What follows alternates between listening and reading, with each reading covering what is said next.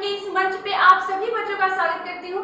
आज हम पढ़ने वाले हैं sexual reproduction in flowering plant, मतलब कि पुष्पीय पादपों के अंदर लैंगिक जनन का लेक्चर नंबर 2। इसके पहले मैंने एक लेक्चर आप लोग के लिए दे चुका है बेटा। उम्मीद करती हूँ कि सभी बच्चों ने उस लेक्चर को देखा होगा, ठीक है। और जो भी बच्चे अभी तक नहीं देखे हैं वो बच्चे जाके देख लेंगे। चलिए स्टार्ट करते हैं आज का लेक्चर। बेटा इसके पहले हम देखो, पहले लेक्चर में हमने रिप्रोडक्शन के बारे में जाना था कि रिप्रोडक्शन क्या होता है। हमने आपको बताया था कि रिप्रोडक्शन दो वर्ड से मिलकर बना है। री मतलब हुआ आगे, प्रोडक्शन मतलब हुआ कि उत्पन्न करना, मतलब कि अपने जैसे ही संतान उत्पन्न करना। इसी बात को हम क्या कहते हैं, प्रजनन या फिर जनन या फिर रिप्रोडक्शन, ठीक है।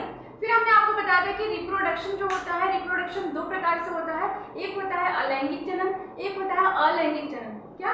एक होता है लैंगिक जनन, एक होता है अलैंगिक जनन। हमने आपको बताया था जहाँ पे भी लैंगिक जनन की बात होगी वहाँ पे क्या होगा, नर और मादा की जरूरत होगी, वहाँ पे नर और मादा युग्मक बनेंगे, ठीक है। तो हमने आपको बताया था लैंगिक जनन या फिर सेक्सुअल रिप्रोडक्शन का मेन फीचर क्या होता है, यहाँ पे नर और मादा की इन्वॉल्वमेंट होती है, नर युग्मक और मादा युग्मक का निर्माण होता है। और साथ ही साथ क्या होता है, अब नर मादा युग्मक का निर्माण हो रहा है तो यहाँ पे जेनेटिक वेरिएशन मतलब कि आनुवंशिक विविधता देखने को मिलती है, ठीक है। ये बातें सभी बच्चों को समझ में आई, ये बातें सभी बच्चों को समझ में आई थी। अब फिर हमने आपको एक और बात बताई थी कि ये हम यहाँ पे फ्लोरिंग प्लांट का फ्लोरिंग प्लांट के बारे में पढ़ना है बेटा। तो फ्लोरिंग प्लांट कौन से होते हैं, हमने आपको बताया था कि आवृतबीजी जो पौधे होते हैं उन्हीं को हम फ्लोरिंग प्लांट कहते हैं, ठीक है। इतनी बातें सभी बच्चों को क्लियर है? क्लियर है तो आगे बढ़े। फिर बेटा हमने लास्ट क्लास में आपको फ्लावर का डायग्राम दिखाया था। आज हम फिर से एक बार आपको फ्लावर का डायग्राम क्लियर कर देते हैं, फिर हम आगे बढ़ेंगे, ठीक है बेटा। हमने ये देखा था, है ना, इसको हमने पुष्पासन कहा था। और पुष्पासन के ऊपर आपको बेटा हमने दिखाया था कि ये जायांग है, इसको हमने जायांग बताया था। और ये वाला जो पोर्शन है हमने आपको बताया था जहाँ पे भी फीमेल होगी उसके आसपास मेल पार्ट भी होंगे, तो यहाँ पे मेल पार्ट है, ठीक है। इसको हमने क्या कहा था बेटा, ये वाला जो पोर्शन है इसको हमने थैलेमस कहा था, पुष्पासन कहा था, है ना, पुष्पासन। इसको हमने क्या कहा था बेटा, थैलेमस कहा था, है ना। और फिर मैंने आपको बताया था ये जो है, ये वाला पार्ट जो है वो फीमेल पार्ट है, इसको हमने जायांग कहा था। और इसी को हम गाइनोसियम भी कहते हैं, गाइनोसियम। और बेटा ये वाला जो पोर्शन है इसको हम क्या कहते हैं, इसको हम पुमंग कहते हैं, है ना, एंड्रोसियम भी कहते हैं, है ना। ये बातें समझ में आ रही। और फिर इसके बाद क्या हुआ, फिर क्या हुआ बेटा, ये कोरोला हो गया। ये हमने कलरफुल पोर्शन को हमने क्या बताया था, ये कोरोला होता है ना बेटा, ये कोरोला होता है। बाह्य दल, बाह्य दल, सॉरी, ये क्या होता है, ये दलपुंज होता है। फिर हमने आपको बताया था कि यहाँ पे ग्रीन ग्रीन कुछ ऐसी संरचनाएं होती हैं बेटा, यहाँ पे आपको कुछ ग्रीन ग्रीन संरचनाएं देखने को मिलती हैं, है ना, इस तरीके से। इसको हम कहते हैं बेटा बाह्य दल, बाह्य दल, कैलिक्स बोलते हैं। उम्मीद करती हूँ कि इतनी बातें आपको लास्ट क्लास में समझ में आई थी बेटा, इतनी बातें सभी बच्चों को समझ में आई थी। आगे बढ़े, देखो अब हम देखते हैं यही जो प्लांट के पार्ट्स हैं बेटा, इसको हम दो पार्ट में डिवाइड करते हैं। कल मैंने आपको बताया था जो पुष्प होता है, पुष्प क्या होता है बेटा, रूपांतरित, रूपांतरित प्ररोह होता है ना। पुष्प क्या होता है, रूपांतरित प्ररोह होता है। और इसको हम दो पार्ट में डिवाइड करते हैं। पहला क्या होता है, पहला पार्ट क्या होता है बेटा, इसको हम आवश्यक अंग कहते हैं, आवश्यक अंग कहते हैं। और ये वाला जो पार्ट होता है इसको हम क्या कहते हैं बेटा, इसको हम सहायक अंग कहते हैं, सहायक अंग कहते हैं, है ना। आवश्यक अंग को हमने इंग्लिश में कहा नेसेसरी ऑर्गन, नेसेसरी ऑर्गन, है ना बेटा।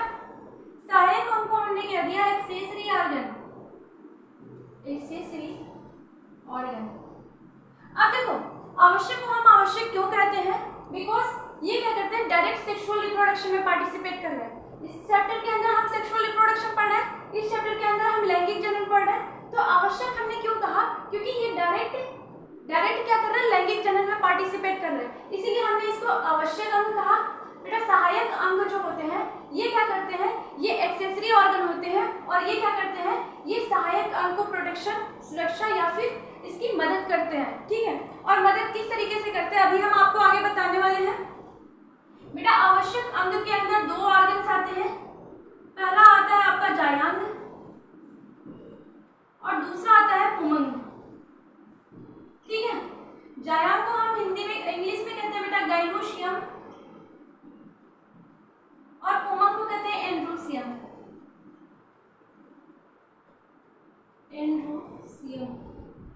है ना। और सहायक अंग में क्या आते हैं बेटा, सहायक अंग के अंदर आपके आते हैं कैलिक्स, बाह्य दल और दलपुंज। है ना, बाह्य दल को हम कैलिक्स कहते हैं एंड दलपुंज को हम कोरोला कहते हैं। है ना, इतनी बातें कल की क्लास में हमने पढ़ाई थी, इतनी चीजें सभी बच्चे को क्लियर है, आगे बढ़े बेटा। इतनी बातें सभी बच्चे को क्लियर है, आगे बढ़े। इतनी चीजें बेटा सभी बच्चे को क्लियर है, आगे बढ़े। अगर इतनी बातें सभी बच्चे को क्लियर है तो हम आगे बढ़ते हैं बेटा। अब देखो ये जो जायांग है, जायांग की यूनिट क्या होती है, इसकी इकाई क्या होती है बेटा। अगर हम इसकी इकाई की बात करेंगे तो इकाई होती है पिस्टिल या फिर कार्पेल। ठीक है, इसको हम कहते हैं बेटा स्त्री केसर। ठीक है, और जो पुमंग होता है इसकी इकाई क्या होती है बेटा, पुमंग की इकाई होती है स्टामेन। ठीक है, इसको कहते हैं पुंकेसर। ये बातें समझ में आ रही है। अभी क्या है, ये जायांग जो है ये क्या है, स्त्री केसर का गुच्छा है, ये क्या है, पुंकेसर का गुच्छा है ना। बट अगर हम एक की बात करेंगे तो एक इसकी जो यूनिट होगी इसको पुंकेसर कहेंगे, जायांग को हम स्त्री केसर कहेंगे। है ना। अब बेटा बाह्य दल की बात करेंगे, अगर हम बाह्य दल की इकाई क्या होती है बेटा, बाह्य दल कैलिक्स को कहते हैं, इसकी इकाई होती है सेपल। इसको क्या कहते हैं, बाह्य दल। बाह्य दल पुंज है, ये पुंज मतलब गुच्छा होता है बेटा, तो बाह्य दल बस इसको कहेंगे। ठीक है, और जो दलपुंज होता है, दलपुंज को हम कहते हैं बेटा, इसकी यूनिट क्या होती है, इसकी इकाई क्या होती है, इसकी यूनिट होती है बेटा पेटल। मतलब कि पेटल का मतलब क्या हुआ, दल, या फिर आप क्या कह सकते हो इसको, दल या फिर पंखुड़ी। पंखुड़ी समझ रहे हो, जैसे फूल होते हैं, फूल की एक पंखुड़ी, उसको हम क्या कह दिया, हमने कह दिया पंखुड़ी या फिर दल। इतनी बातें सभी को क्लियर है। एक बार रिवाइज कर लिया कि पुष्प जो होता है रूपांतरित प्ररोह होता है, मतलब कि तने का ही रूपांतरण से पुष्प बनता है। फिर पुष्प के हम दो जो पार्ट्स होते हैं, ये पुष्प का पार्ट्स है, इसको हमने दो पार्ट में डिवाइड किया, एक आवश्यक अंग नेसेसरी ऑर्गन, एक सहायक अंग एक्सेसरी ऑर्गन। फिर बेटा हमने आवश्यक अंग को दो पार्ट्स में डिवाइड किया, जो जायांग और पुमंग होता है, इसको हम आवश्यक अंग कहते हैं। इसको आवश्यक क्यों करते हैं, बिकॉज ये डायरेक्ट रिप्रोडक्शन के अंदर पार्टिसिपेट करते हैं, इसीलिए हम इसको जायांग, इसीलिए हम इसको आवश्यक अंग कहते हैं। है ना। फिर सहायक अंग को सहायक क्यों कहते हैं, क्योंकि ये हमारे आवश्यक अंग को प्रोटेक्ट करते हैं, उसकी सहायता करते हैं। ठीक है, अब कैसे करते हैं, अब ये एक एक करके समझते हैं। बेटा बाह्य दल जो होता है, सेपल जो होता है, इसका काम क्या होता है, सेपल क्या होता है, जैसे बेटा कोई भी फूल जो है जब ये बड़ की कंडीशन में होती है ना, कुछ इस तरीके से होती है ना, ऐसे ही कुछ होती है, इसके अंदर क्या होता है, यहाँ पे फूल है, तो बेटा ये काम क्या करती है, जो सेपल होती है ये इसी को प्रोटेक्ट करने का काम करती है ना। बड़ की अवस्था में, कली की अवस्था में फूल को सुरक्षा प्रदान करती है, सुरक्षा प्रदान करती है। ठीक है, ये बात समझ जाएंगे। बाह्य दल का काम क्या है, ये कली की अवस्था में फूल को सुरक्षा प्रदान करती है। ठीक है, अब दलपुंज का काम क्या होता है? दलपुंज का काम क्या होता है बेटा? जैसे मान लो कि ये फ्लावर है ना, ये फ्लावर है, तो अब फ्लावर कलरफुल है। जैसे मान लो कि ऑरेंज कलर है, रेड कलर है, ग्रीन कलर तो फ्लावर, हाँ जी, ग्रीन कलर हो गया, पर्पल कलर हो गया, किसी भी कलर का हो गया, तो बेटा ये क्या करेगा, ये जो है दलपुंज, ये किसी भी इंसेक्ट को अट्रैक्ट करने का काम करेगा। इंसेक्ट को अट्रैक्ट क्यों होना पड़ेगा बेटा? इंसेक्ट अगर आकर्षित होगा फूल को देख के, तो ये क्या कराएगा? पॉलिनेशन कराएगा। ठीक है, उसके पंख में या फिर पैरों में क्या, जब भी पॉलन ग्रेन चिपकेंगे, दूसरे पौधे के पास जाएगा, दूसरे फ्लावर के पास जाएगा, तो इस तरीके से पॉलन ग्रेन जो होंगे, मतलब कि परागकण जो होंगे, एक फूल से दूसरे फूल तक जाएगा, है ना। तो इससे क्या हो जाएगा? पॉलिनेशन हो जाएगा, परागण हो जाएगा। बातें समझ में आ रही है? इतनी बातें समझ में आ रही सभी बच्चे को? बेटा इतनी बातें समझ में आई सभी को कि सहायक अंग जो होते हैं इनका काम क्या होता है? पहला होता है जो बाह्य दल, इसका काम क्या होता है बेटा? जब फूल कली की अवस्था में होता है उसको सुरक्षा प्रदान करती है। जो दलपुंज होता है ये कलरफुल होते हैं, कलरफुल होने के कारण क्या होता है? इस जो फ्लावर होता है उसको अट्रैक्टिव बनाता है, उसको आकर्षित बनाता है। जैसे हम क्या करते हैं, फूल के आकर्षण की वजह से जो उसके पास जाते हैं, फूल सुंदर लगते हैं, इसीलिए तो हम अपना घर सजाते हैं, है ना। तो बेटा यही काम करता है आकर्षण, फूल को आकर्षण कौन प्रदान करता है? दलपुंज करता है। ये हरी पत्तियां तो उसको आकर्षित नहीं बनाती ना, उसको तो कोरोला ही बनाता है। बातें समझ में आ रही है ना बेटा?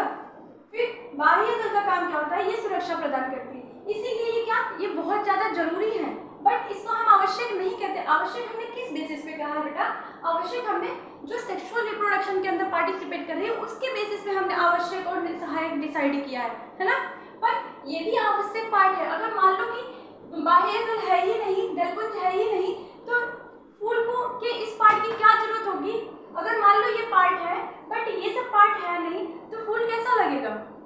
अगर कोरोला नहीं है, मतलब दलपुंज नहीं है, तो फूल की कोई एग्जिस्टेंस ही नहीं होगी, फूल सुंदर ही नहीं लगेंगे।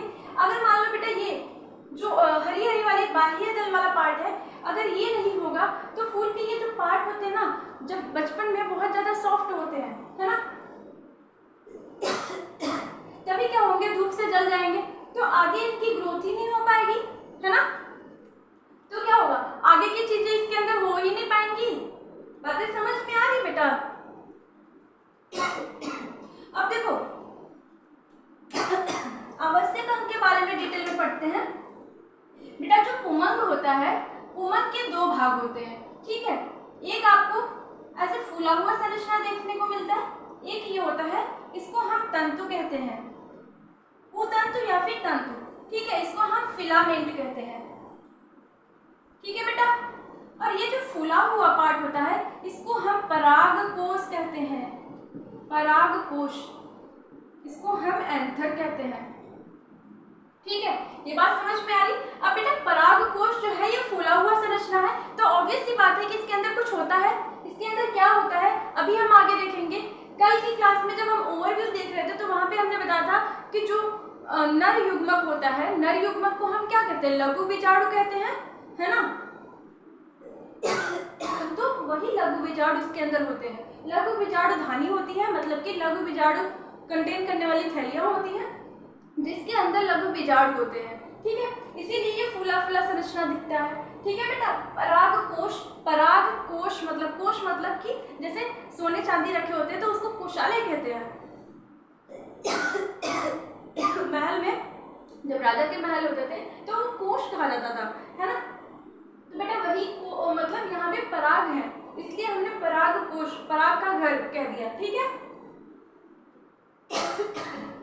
बातें समझ में आ रही थी? अब देखो हम जायांग के पास चलेंगे। तो बेटा जायांग की संरचना अगर हम देखते हैं, देखो जायांग की कुछ संरचना इस तरीके से है।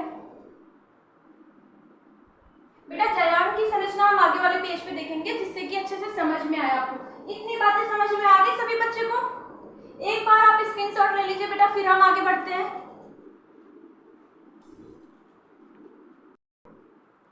अब बेटा हम जायांग के बारे में बात करेंगे, ठीक है। अभी तक हमने एक रिकैप देख लेते हैं कि बेटा जो बाह्य दल है बाह्य दल है, बाह्य दल पुंज है। इसकी यूनिट क्या थी? इसकी यूनिट मतलब कि इकाई क्या थी? बाह्य दल थी, बाह्य दल थी, है ना।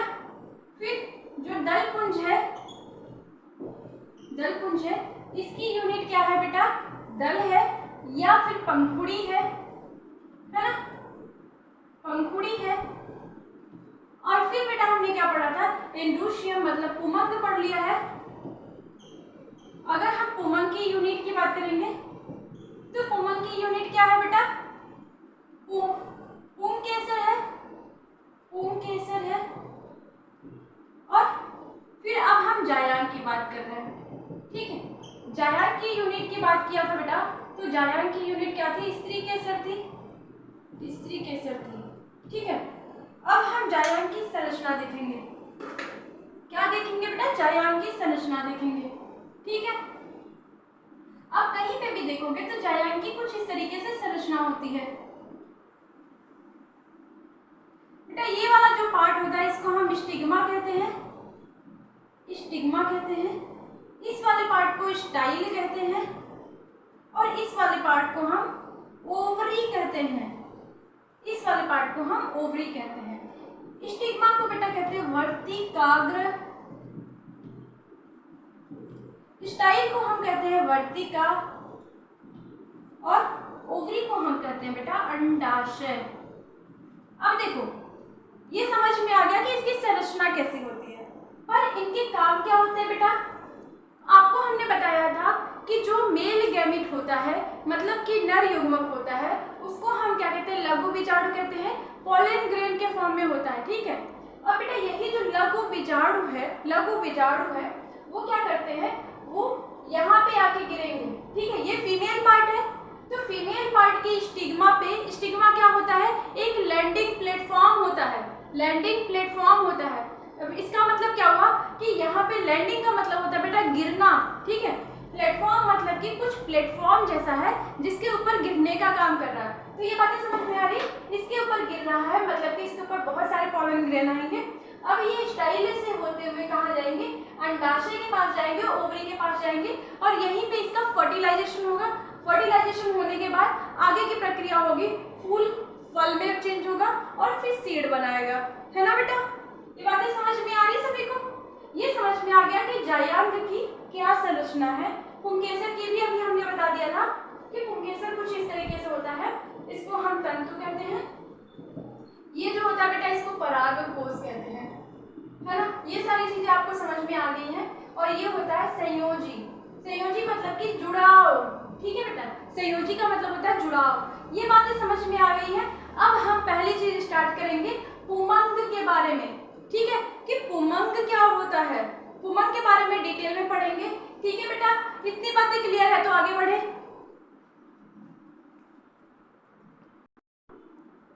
अब बेटा हम एक एक चीज करके डिटेल में पढ़ेंगे। नेक्स्ट हेडिंग हमारी आती है पुंकेसर।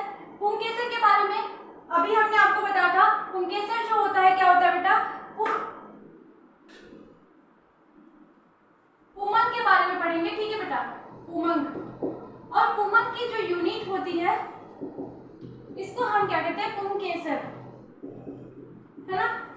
पुंकेसर के स्ट्रक्चर के बारे में बेटा अभी हमने आपको बताया था। अब हम इसको डिटेल में पढ़ने वाले हैं। कुछ इस तरीके से संरचना होती है, ठीक है। इसके दो भाग होते हैं। पहला होता है परागकोश, इसको हम एंथर कहते हैं और इसको हम तंतु कहते हैं, ठीक है, फिलामेंट। और बेटा यहाँ पे जो होता है इसको हम संयोजी कहते हैं, मतलब कि ये जुड़ाव होता है, संयोजी बोलते हैं, योजी, ठीक है, योगी नहीं योजी, ठीक है बेटा। अब देखो, अब ये जो परागकोश होता है ये आपको कुछ फूला हुआ संरचना दिख रहा है ना। तो बेटा इसके लिए एनसीईआरटी लिखती है कि ये एक द्विपालित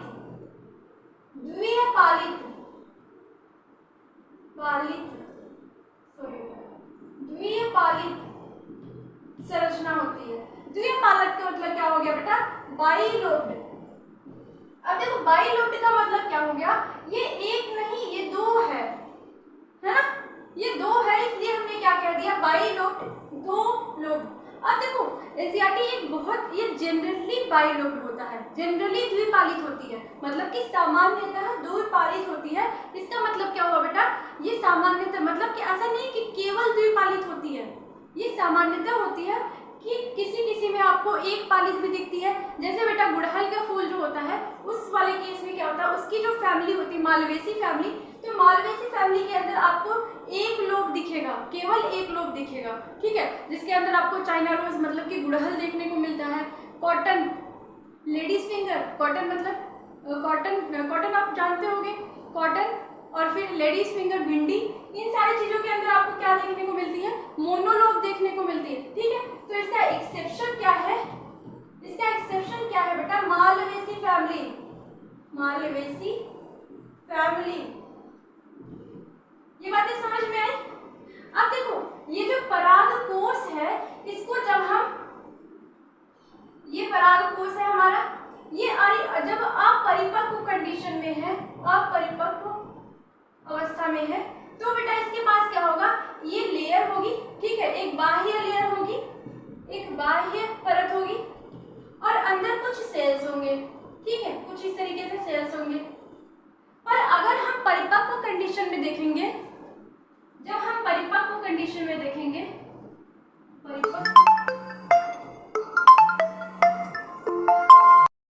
चलिए बेटा स्टार्ट करते हैं फिर से, ठीक है। अब देखो हमारा जो परिपक्व कंडीशन की बात थी, ठीक है, अभी हमने आपको बताया जब अपरिपक्व अवस्था में होगा तो इसके पास बस एक लेयर होगी और इसके अंदर बहुत सारे सेल्स होंगे, ठीक है। बट अगर हम परिपक्व कंडीशन की बात करेंगे, परिपक्व अवस्था की बात करेंगे, तो बेटा परिपक्व अवस्था में क्या होगा, हम इसको काट के जब इसके अंदर की संरचना देखेंगे, इसको हम यहाँ बीच से काट के इसके अंदर की संरचना देखेंगे, तो बेटा आपको क्या दिखेगा, यहाँ पे कुछ टेट्रागोनल संरचना देखने को मिलेगी, ठीक है, कुछ इस तरीके से संरचना देखने को मिलेगी, है ना बेटा, ठीक है। तो एनसीईआरटी क्या लिखती है कि ये जो है ये बाइथिकस, डाइथिकस भी है ना, डाइथिकस भी है, बाइलोब्ड भी है।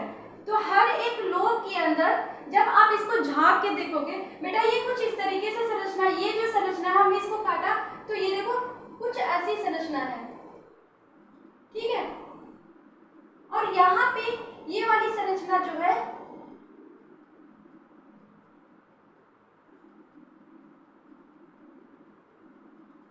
ना बेटा, यहाँ पे इस तरीके से हम देख रहे हैं, इसी संरचना को हम यहाँ पे निकाल के देख रहे हैं, है ना।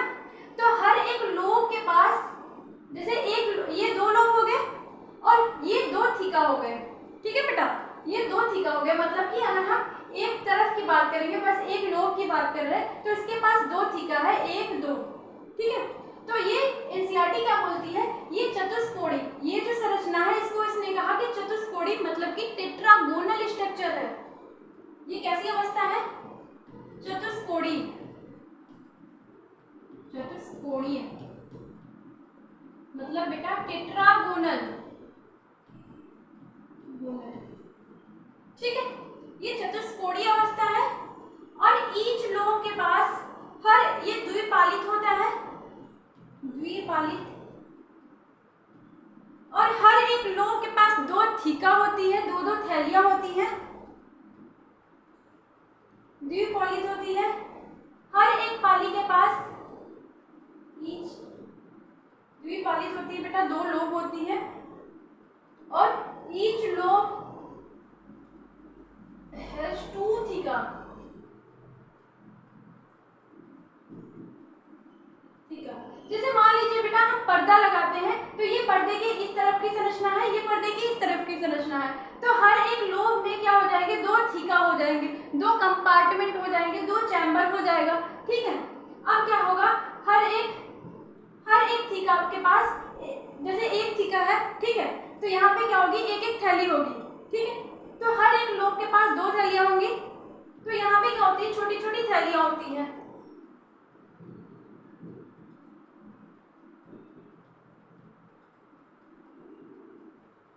ठीक है। अब बेटा इन थैलियों के अंदर क्या होते हैं, लघु बीजाणु भरे होते हैं, लघु बीजाणु धानी।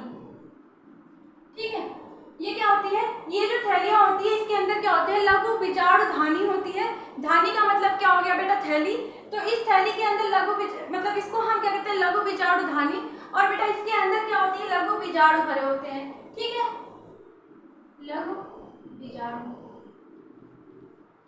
इसके अंदर क्या होते हैं, लघु बीजाणु होते हैं। तो इतनी बातें समझ में आई बेटा। ये क्या है, अंधर की संरचना है। अंधर मतलब परागकोश, परागकोश। ठीक है, जब परिपक्व परागकोश को हमने काटा है तो इसके अंदर कुछ ऐसे चतुष्कोणीय संरचना देखने को मिली है। और इस चतुष्कोणीय संरचना के अंदर आपको 2 पालियां देखने को मिलती हैं। और बेटा ईच पाली के अंदर मतलब हर एक पाली के अंदर आपको थैली देखने को मिलेगी। और इन थैलियों को हम क्या कहेंगे, लघु बीजाणु धानी कहेंगे। और इन्हीं के अंदर लघु बीजाणु बनते हैं। इतनी बातें सभी बच्चे को समझ में आ गई। लघु बीजाणु को हम कहते हैं माइक्रोस्पोर, माइक्रोस्पोर। बेटा इतनी बातें समझ में आई तो आगे बढ़े। अब देखो हमने जो एंथर देखा है, परागकोश देखा है, तो इसका ये दीवाल है ना बेटा। एक ये दीवाल है, एक ये दीवाल है। इस तरीके से करके इसके अंदर दीवाल होते हैं। ठीक है, बातें समझ में आ रही है। ये क्या होता है बेटा, दीवाल है। अब देखो सबसे बाहर की जो दीवार होती है बेटा, सबसे बाहर की जो दीवार होती है इसको हम क्या कहते हैं, जो सबसे बाहर की दीवार है तो इसको हम बाह्य त्वचा कहते हैं। बाह्य त्वचा, एपिडर्मिस कहते हैं। ठीक है, एपिडर्मिस। ठीक है बेटा। और बाह्य त्वचा के अंदर आपको सेकेंड लेयर जो होती है ये क्या होती है बेटा, ये जो बाह्य त्वचा होती है ना, ये द्विगुणित होती है, मतलब कि डिप्लॉइड होती है।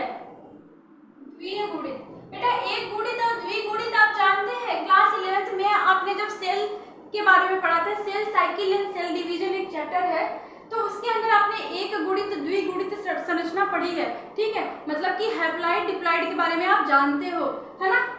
तो अब क्या हो गया, ये बाह्य जो है ये द्विगुणित संरचना है। अब बेटा इसके नीचे की जो लेयर है वह अंतःपरत है, अंतःपरत। इसको हम कहते हैं इंडोथीसियम, इंडोथीसियम। और इसके नीचे जो लेयर होती है ये 2-3 लेयर की होती है, इसको हम कहते हैं बेटा मिडिल परत, मध्य परत, मध्य परत, मिडिल लेयर, मिडिल लेयर। ठीक है, और इसके भी अंदर जो संरचना होती है, एक इसके अंदर की जो लेयर होती है उसको हम क्या कहते हैं बेटा, ये होती है बहुत ही खास लेयर होती है जिसको हम कहते हैं टैपिटम। ये बहुत ही खास लेयर है इसलिए हमने इसको रेड से दिखाया। इसको हम हिंदी में भी टैपिटम ही कहते हैं।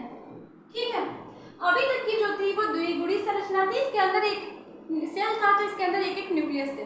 बट यहाँ पे आपको बहुगुणित संरचना देखने को मिलेगी और यहाँ पे मल्टी न्यूक्लियर कंडीशन देखने को मिलेगी। मल्टी न्यूक्लियस, बहुकोश, बहुकेंद्रीय, बहुकेंद्रीय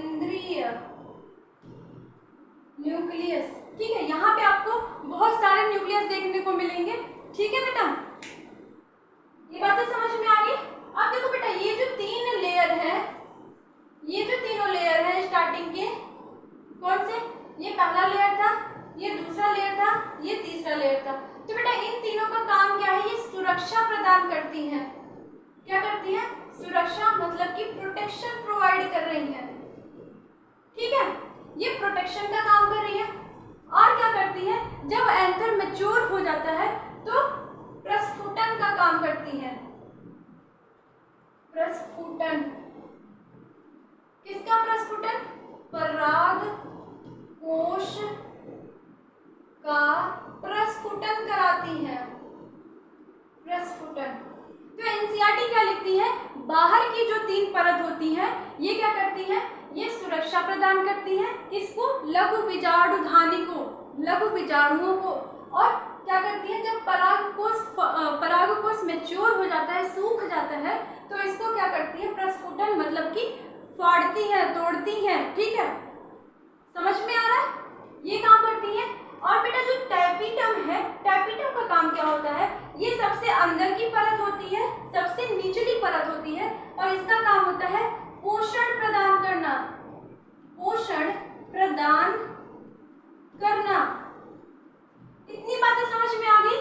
अभी तक हमने जितनी बातें बताया बेटा समझ में आ गया। आज हमने एंथर के बारे में बताया, इतनी बातें समझ में आई सभी को। पुमंग की जो यूनिट होती है उसको पुंकेसर कहते हैं। और बेटा पुंकेसर जो होता है ना, इसके दो संरचना होती है। क्या होती है? सबसे पहला होता है जो फूला हुआ पार्ट होता है, इसको हम क्या कहते हैं? परागकोश, एंथर कहते हैं। एंथर के नीचे तंतु लगा होता है।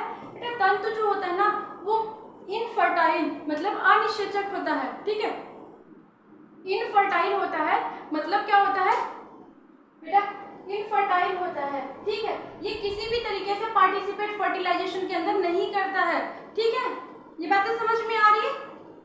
अब देखो ये जो है परागकोश, परागकोश जब अपरिपक्व अवस्था में होती है तो इसकी एक लेयर होती है जिसके अंदर बहुत सारे सेल्स भरे होते हैं। और जैसे ही परागकोश जब परिपक्व कंडीशन में पहुंचती है तो अगर हम इसको बीच से काटते हैं तो आपको चतुष्कोणीय संरचना देखने को मिलती है जो द्विपालित होती है। ईच पाली के अंदर यहाँ पे दो लोब होते हैं, दो लोब के अंदर हर एक लोब के पास दो थीका होती है। बेटा दो थीका के पास, हर एक थीका के पास छोटी छोटी थैलियां होती हैं, ठीक है। दो छोटी छोटी थैलियां होती हैं, ठीक है। और इन थैलियों को हम क्या कहते हैं? लघु बीजाणु धानी कहते हैं। और बेटा लघु बीजाणु धानी मतलब क्या हो गया? लघु बीजाणु को धारण करने वाली, तो इनके अंदर लघु बीजाणु भरे होते हैं, ठीक है। अगर हम एंथर का जो परागकोश था इसकी संरचना देखते हैं बेटा, इसके चारों तरफ जो लेयर होती है, 4 लेयर होती है। पहला लेयर जो होता है इसको बाह्य त्वचा एपिडर्मिस कहते हैं जो द्विगुणित होती है, ठीक है। इसके जस्ट नीचे की लेयर जो होती है इसको अंतःपरत कहते हैं, एंडोडर्मिस कहते हैं। और उसके बाद भी जो तीसरी लेयर होती है बेटा वो 2 से 3 परत की होती है, इसको हम मध्य परत मिडिल लेयर कहते हैं। और उसके नीचे जो टैपिटम होता है, टैपिटम बेटा क्या होता है? ये बहुगुणित संरचना होती है, इसके अंदर मल्टी न्यूक्लिएट कंडीशन होती है, ठीक है। बहुकेंद्रकीय होते हैं, ठीक है। इसके अंदर बहुत सारे केंद्रक पाए जाते हैं। उम्मीद करती हूँ बेटा आज की सारी चीजें आपको समझ में आई होगी। एक बार मैं सारी चीजें रिवाइज करा देती हूँ पहले से लास्ट तक। बेटा सबसे पहले हमने पढ़ा था रिप्रोडक्शन क्या होता है। रिप्रोडक्शन अपने जैसे ही संतान पैदा करना, इसी बात को हम रिप्रोडक्शन कहते हैं। रिप्रोडक्शन 2 प्रकार से होता था, लैंगिक जनन और अलैंगिक जनन। लैंगिक जनन के अंदर नर और मादा युग्मक बनते हैं, नर और मादा की जरूरत पड़ती है, यहाँ पे आपको जेनेटिक वेरिएशन देखने को मिलती है। फिर अलैंगिक जनन के अंदर केवल एक ही जनक होता है और क्या होता है बेटा, इसके जो बच्चे होते हैं वो एकदम समान होते हैं पेरेंट के, ठीक है। फिर हमने उसके बाद पढ़ा था कि पुष्प क्या होता है, पुष्प की इंपॉर्टेंस क्या होती है। तो बेटा हमने बताया था पुष्प जो होता है प्रजनन केंद्र होता है, पुष्प ही क्या होता है? रिप्रोडक्टिव ऑर्गन होता है, ठीक है। मतलब कि जनन अंग होता है। पौधे का जनन अंग क्या होता है? पुष्प होता है, ठीक है। फिर हमने पढ़ा कि जो पुष्प होता है, पुष्प रूपांतरित प्ररोह होता है। पुष्प 2 प्रकार से हो सकते हैं, एक लिंगी पुष्प हो सकता है, द्विलिंगी पुष्प हो सकता है। अगर मेल या फीमेल एक फ्लावर पे मेल है, एक फ्लावर पे फीमेल है तो ये एक लिंगी का कंडीशन हुआ। एक पे क्या है? एक ही फ्लावर, एक ही फूल के अंदर मेल और फीमेल दोनों है, जिसको हम द्विलिंगी कहेंगे या फिर उभयलिंगी कहेंगे, ठीक है। फिर इसके बाद हमने क्या पढ़ा था? फिर बेटा इसके बाद हमने पढ़ा था कि जो फ्लावर होते हैं, फ्लावर की संरचना देखी थी। फिर हमने देखा था कि फ्लावर के जो पार्ट्स हैं, जो 4 पार्ट्स हमने देखे थे, उसको हमने 2 भाग में डिवाइड किया। पहला क्या था? पहला आवश्यक अंग था। आवश्यक अंग के अंदर आपने देखा कि जायांग और पुमंग। जायांग हम किसको कहते हैं? गर्भूषियम को कहते हैं, और पुमंग हम मेल वाले पार्ट को कहते हैं, है ना, एंड्रोशियम को कहते हैं। फिर बेटा हमने देखा कि जो सहायक अंग थे इसके 2 भाग थे, एक बाह्य दलपुंज था, एक दलपुंज था, ठीक है। बाह्य दलपुंज को हम कैलिक्स कहते हैं, दलपुंज को हम कोरोला कहते हैं, ठीक है बेटा, समझ में आ रहा है। फिर हम इसकी यूनिट देखे थे कि जायांग की यूनिट क्या होती है? स्त्री केसर होती है, पिस्टिल या फिर कार्पेल होती है।